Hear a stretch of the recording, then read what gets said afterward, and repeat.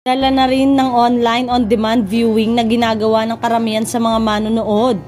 Ang television pa rin umano ang basehan kung nag-hit ang isang show dahil dito pa rin nanonood ang mga nasa probinsya, lalo na ang nasa liblib na bahagi ng bansa.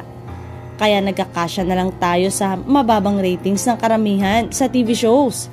Noong Sabado, March 16, 2024, ay tinalo na ng lumang pelikula sa GMA7 ng Itbulaga at It's Showtime. 2 pelikula na kasi ang katapat ng 2 noontime show. Ang Kapuso Movie Festival na pumasok ng 11:30 AM ay naka 3.5%. 1 PM naman pumasok ang lunchtime movie hits na naka 4.8%.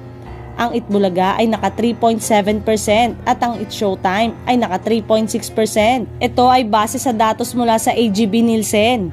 Magiging mas matindi ang labanan ng mga noontime shows ngayong magsasanib puwersa na ang GMA Network at It's Showtime.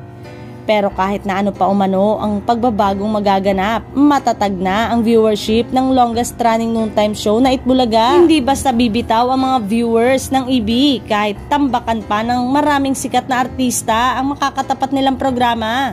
Pero iba rin ang hatak ng It's Showtime, madlang people. Lalo pat mas lalawak ang kanilang tahanan dahil sa lawak ng coverage ng GMA Network.